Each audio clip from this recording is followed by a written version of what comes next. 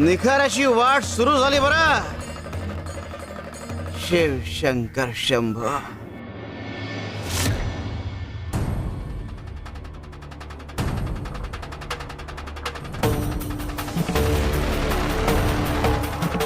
अहो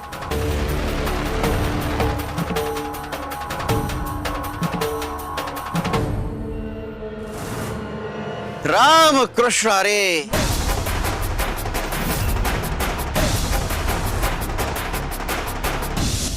चिंतेत आहात. मनाप्रमाणे काही घडत नाहीये. सारखे अपशकून घडताय. चूक की बरोबर? बरोबर महाराज. तुमच्या मुलाच्या सरदार बनण्याच्या प्रक्रियेमध्ये सतत अडथळे येत आहेत. चूक की बरोबर? बरोबर महाराज. अगदी अचूक ओळखलेत महाराज. आमच्या जालिंदरच्या सरदार पदात खूप अडथळे येत आहेत. विचित्र घटना घडतायत. आमचं मन अगदी अस्वस्थ झालंय महाराज. काहीतरी उपाय सांगा. आपण अचूक ओळखलत महाराज. आपण उभे का? बसा ना. सुनबाई. अहो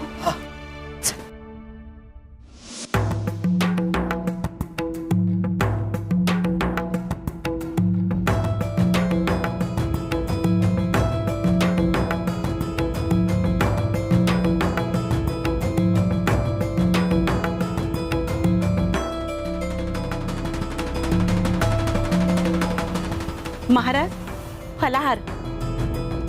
आम्हाला आता काही नको आहे. आम्ही फक्त तुम्हाला चिंतेत पाहिलं आणि तुम्हाला भेटायला आलो. योग्य वेळ आली की आम्ही तुमच्याकडून जे घ्यायचंय ते घेऊ.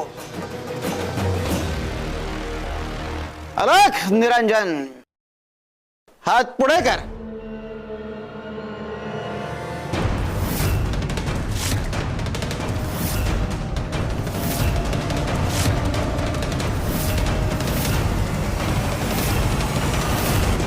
सासूबाई, हे साधू महाराज तर फार मोठे अवतारी दिसतायत हो. त्यांचा चमत्कार पाहिलात ना? हो सुनबाई. महाराज, आपण खरंच चमत्कारी पुरुष आहात. आमच्यावर कृपा करा, उपदेश द्या आणि आम्हाला आशीर्वाद द्या, जेणेकरून आमचे चिरंजीव विना अडथळा सरदार होतील. जेवढा आम्ही बघतोय त्यावरून आम्हाला हे कळतंय की तुमच्या आयुष्यात आधीच एक गुरु आहे. जर नवीन गुरु करायचा असेल तर आधीच्या गुरुला सोडावं लागेल. महाराज, आधीचा गुरु म्हणजे स्वामी, त्यांना सोडावं लागेल का? विचार करून निर्णय घ्या. आम्ही परत येऊ. अलख निरंजन.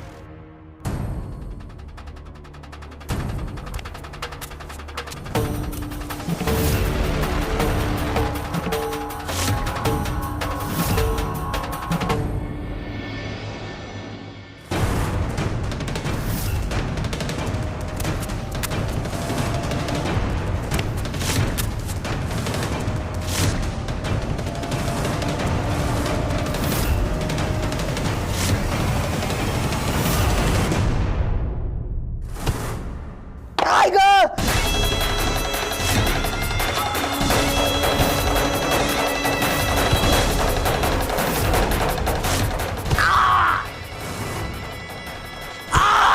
कोण आहे तू?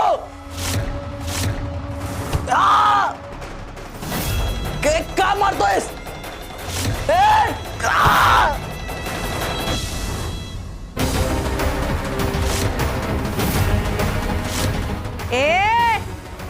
सोड त्याला. मारू नकोस. सोड.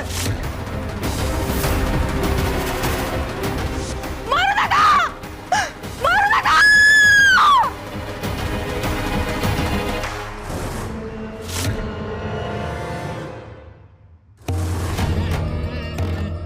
कपिले, हे दोन्ही माठ समान भरलेले आहेत.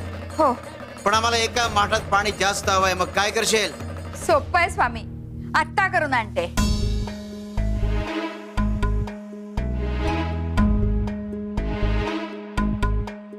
माई, कपिलाताईंना हे सगळं सोपं वाटतंय. पण स्वामींना नक्की काहीतरी वेगळं सांगायचंय. अगदी बरोबर आहे गायत्री तुमचं. स्वामींना काय सांगायचंय ना ते कपिलाताईंना काही कळलंच नाहीये.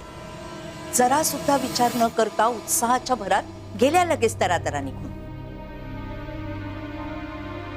हे घे स्वामी, कमी केलं पाणी. आम्हाला सांगा, आता हिने जे केलं ते योग्य आहे का?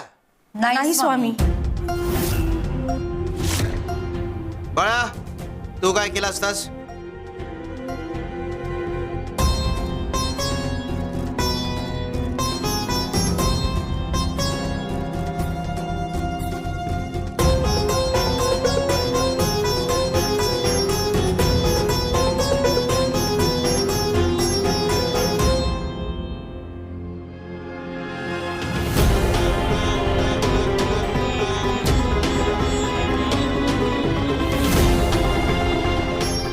योग्य केलंस. कपिले, काय कळलं यातून? अगे, एक रेस जर मोठी करायची असेल तर त्याकरता दुसरी रेस लहान करू नये. अगे, इतकी साधी गोष्ट जशी तुला नाही कळली तशीच त्या जालिंदरलाही नाही कळली. प्रतिस्पर्ध्याचा घात करून त्याला बाद करायचा नसतं, तर त्याच्याशी मैदानात लढून त्याच्यावर मात करायची असते.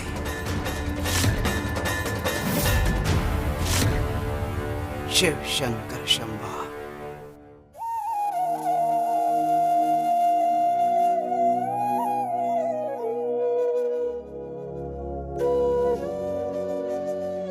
अहो, गणूने सांगितलं मला की तुमच्यावर हल्ला झालाय. हो, अनुभूती मावशीमुळेच माझा जीव वाचला. वैद्यबुवा येऊन गेले. माझ्यावर आणि मावशीवर आता उपचार केलेत ते. वैद्यबुवा म्हणाले की उद्या सकाळपर्यंत अनुभूती मावशीला शुद्ध येईल म्हणून. अहो, खूप दुखतंय का तुम्हाला? हा, वैद्यबुवा म्हणालेत की महिनाभर तरी हा हात असंच बांधून ठेवा लागेल. हे काय चाललंय? हो, रोज काही ना काही सहन करताय तुम्ही, आणि आता हे. सरस्वती, मला उद्याची काळजी आहे की मी तलवारबाजी कशी करणार आहे. सरदार पदाच्या शर्यतीत मी कसा उतरणार आणि तुझी इच्छा मी कशी पूर्ण करणार. अहो, तुम्ही फार विचार करू नका. स्पर्धा पुढच्या वर्षीही होईल, पण तुमचा हात बरा होणं गरजेचं आहे. माझं आयुष्यच फाटकंय वाटतं. नाही हो, तुम्ही असा विचार नका करू. अहो, यात नशिबाचा दोष नाही. तुम्हाला या स्पर्धेतून बाद करण्यासाठी कुणीतरी जाणीवपूर्वक हमला केलाय तुमच्यावर. कुणी केला असेल हल्ला? मी सांगते ना कोण असेल ते.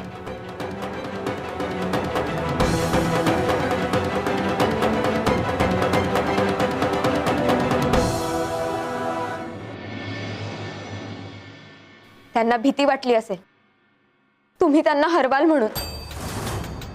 आजवर त्यांच्या उपकाराखाली दबून जगला, पण पाहिलंत ना, आज तेच तुमच्या जीवावर उठले. अहो, आता तरी जागे व्हा.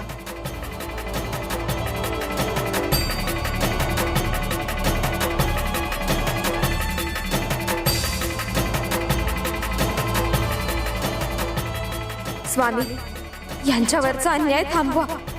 यांना न्याय द्या स्वामी, यांना न्याय द्या.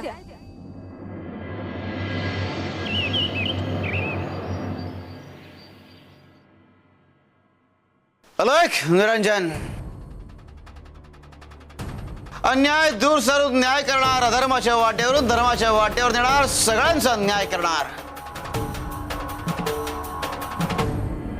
आम्हाला तर न्यायाचीच अपेक्षा आहे महाराज. काय ठरवलंयस मग? आम्ही आधीचे गुरु सोडतोय. आम्ही तुम्हालाच आमचे गुरु म्हणून स्वीकार करतो. बर, मग तुमच्या सोबत न्याय झालाच म्हणून समजा.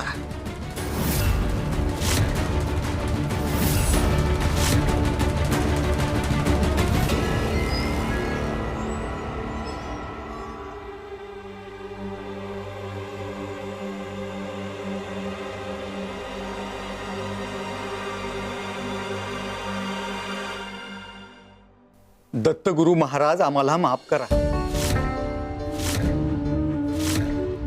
स्वामी, आपणच दत्त अवतारी आहात हे आम्हाला माहित आहे, पण आम्हाला आता गुरु बदलावा लागतोय आणि आम्ही तो बदलतोय. आम्हाला माफ करा.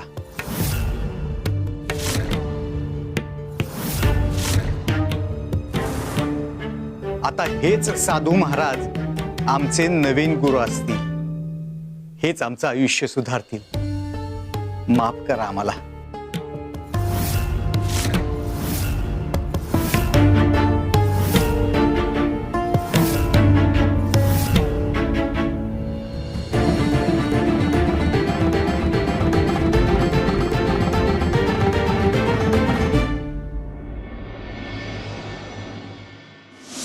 महाराज,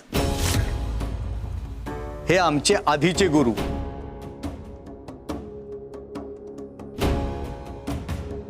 आता यांचं आमच्या आयुष्यात काहीही स्थान नाही. आता तुम्ही आमचे गुरु.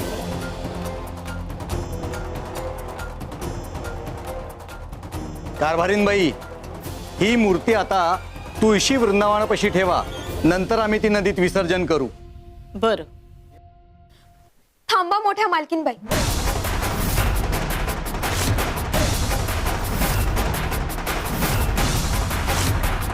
अहो, ही मूर्ती घराबाहेर काढू नका.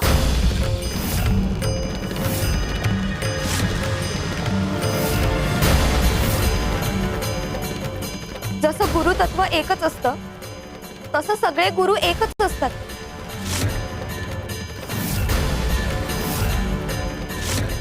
अहो, एक गुरु सोडून दुसरा गुरु स्वीकारायची गरज नसते. तुला काय कळतंय सरस्वती? तुझं तू काम कर. अहो, गुरूंची मूर्ती घराबाहेर काढून त्यांचा अपमान करू नका. अशाने दुर्दैव ओढवून घ्या.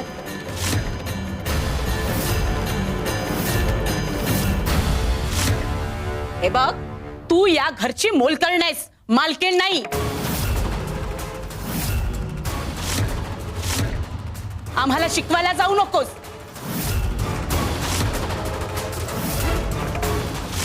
हो, तू तुझ्या वाटेनेच जा.